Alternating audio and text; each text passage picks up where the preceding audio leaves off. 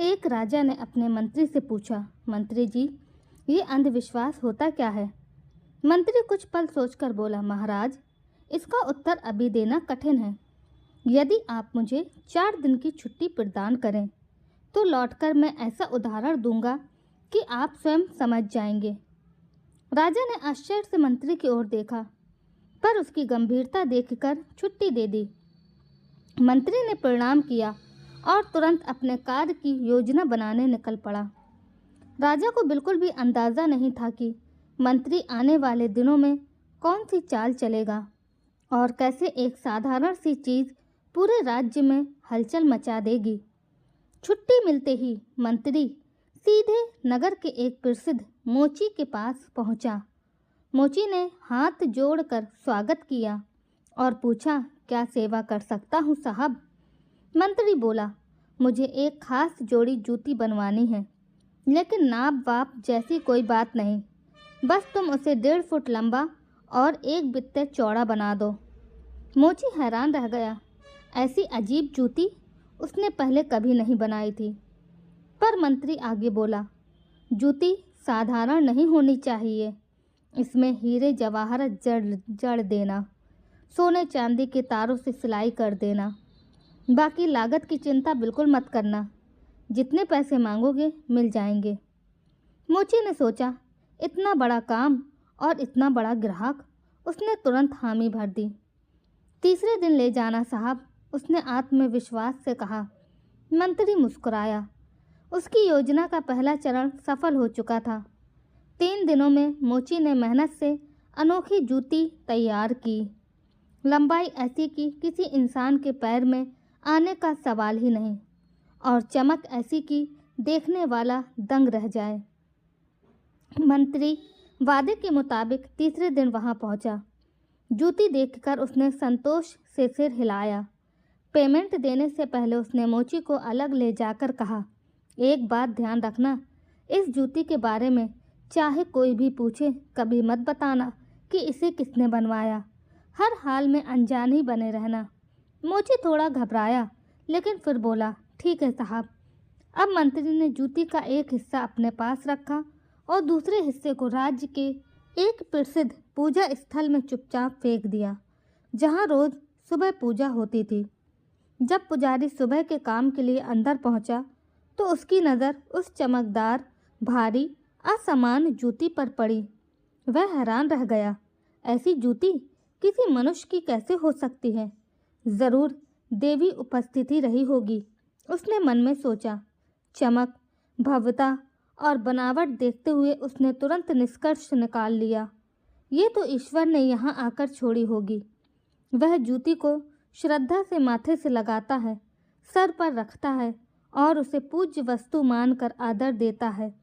कुछ ही देर में आसपास के लोग भी इकट्ठा हो गए। हर कोई वही बात दोहराने लगा, ये जूती इंसान की नहीं हो सकती, ये तो देवी शक्ति का संकेत है। अब वह जूती लोगों की श्रद्धा का केंद्र बन गई थी। जो भी देखने आता उसके मन में पहले आश्चर्य और फिर भक्ति का भाव भरा जाता। लोग एक दूसरे से कहते, देखो ईश्वर वास्तव में यहाँ आए थे। कुछ लोग उसे सिर से लगाते, कुछ माथे पर रखते, कुछ भीड़ में खड़े खड़े हाथ जोड़कर नतमस्तक होते। पूरे नगर में ये बात आग की तरह फैल गई। कहानी में इतना प्रभाव था कि किसी ने ये सोचने की कोशिश तक नहीं की कि ये जूती कैसी है, क्यों है और कहाँ से आई है। इतनी असामान्य चीज़ देखकर भी किसी ने तर्क नहीं लगाया। सब ने बस मान लिया। लोगों की भीड़ बढ़ती गई और जूती पूजा स्थल का नया आकर्षण बन गई। कई लोग तो इसे चमत्कार मान घर घर चर्चा करने लगे। अंधविश्वास की चिंगारी हवा पाते ही प्रज्वलित हो चुकी थी। ये खबर आखिरकार राजा तक भी पहुंच गई। राजा ने उत्सुकता से पुजारी को बुलाया और कहा, मुझे वह देवी जूती दिखाई जाए। जब जूती राजा के सामने लाई गई तो उसकी भव्यता देखकर वह भी क्षण भर के लिए भ्रमित हो उठा। राजा ने भी बिना तर्क लगाए वही मान लिया जो सब मान रहे थे।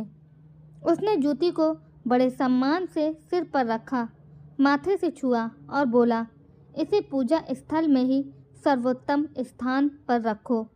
ये हमारे लिए सौभाग्य का प्रतीक है। दरबार में मौजूद लोग भी सिर हिलाते रहे। किसी ने सवाल नहीं पूछा, किसी ने तर्क नहीं लगाया। राजा के आदेश से जूती का सम्मान और बढ़ गया। अब पूरा राज एक चीज़ पर विश्वास कर चुका था, ये जूती ईश्वर की है। 4 दिन बीत चुके थे। राजा अपने दरबार में था। जब मंत्री वापस लौटा, मंत्री ने आदरपूर्वक अभिवादन किया, लेकिन उसके चेहरे पर उदासी थी। राजा ने तुरंत पूछा, क्या बात है मंत्री, इतना उतरा चेहरा क्यों? मंत्री ने गहरी सांस लेकर कहा, महाराज, हमारे घर में चोरी हो गई है। राजा चौंका, क्या चोरी हो गई? मंत्री बोला, हमारे परदादा की एक खास जूती थी, बहुत पुरानी और बहुमूल्य। चोर एक जूती उठाकर ले गया, बस एक ही बची है। राजा को जिज्ञासा हुई, क्या वह जूती तुम्हारे पास है? मंत्री ने तुरंत अपनी थैली खोली और वही लंबी अलंकृत जूती राजा के सामने रख दी। राजा स्तब्ध रह गया। उसने पुजारी को तुरंत आदेश दिया कि पूजा स्थल से दूसरी जूती लाई जाए। जब दोनों जूतियां साथ रखी गईं तो वह दोनों बिल्कुल एक जैसी थी। राजा की आंखें फैल गईं। ये तो वही है। मैंने तो इसे देवी जूती समझकर चूमा था, इसे सिर पर रखा था। राजा शर्मिंदा भी था और हैरान भी। भीड़ एकत्र हो चुकी थी और सबके चेहरे पर उलझन थी। अंधविश्वास का पर्दाफाश अब होने वाला था और राजा को महसूस हो रहा था कि उसने बिना सोचे समझे कुछ मान लिया था। राजा ने मंत्री की ओर देखा। मंत्री, ये कैसे हुआ? ये सब क्या है? मंत्री ने शांत स्वर में उत्तर दिया, महाराज, यही तो अंधविश्वास है। जब कोई चीज़ तर्क से परखी न जाए और सिर्फ इसीलिए मान ली जाए क्योंकि सब मान रहे हैं, तो उसे अंधविश्वास कहते हैं। राजा चुपचाप सुनता रहा। मंत्री आगे बोला, एक असमान जूती देखकर किसी ने ये नहीं सोचा कि ये इंसान की हो भी सकती है या नहीं। किसी ने सवाल नहीं पूछा। सब ने बस भीड़ की दिशा पकड़ी और उसे चमत्कार मान लिया। दरबार शांत था। लोग मंत्री की बातों में छिपा सत्य पहचान रहे थे। अब राजा पूरी तरह समझ गया था कि मंत्री ने छुट्टी क्यों मांगी थी और उसने ये सब क्यों किया। राजा ने मंत्री की बुद्धिमानी की प्रशंसा की और कहा, आज तुमने वह समझाया जो शब्दों में समझाना मुश्किल था। आज तुमने दिखाया कि बिना सोचे समझे किसी की बात को मान लेना अंधविश्वास है। मंत्री ने विनम्रता से कहा, महाराज, पहले जानो फिर मानो। किसी सत्य को परखो, उसे पहचानो। तर्कशील और विचारशील बनना ही समझदारी है। तो दोस्तों, आज की ये मोटिवेशनल कहानी आप सबको कैसी लगी? उम्मीद करती हूँ पसंद आई होगी। वीडियो को लाइक करिएगा, शेयर कीजिएगा, चैनल को सब्सक्राइब करिए। मिलते हैं एक और नई कहानी के साथ। जब तक के लिए आप सबका बहुत बहुत धन्यवाद।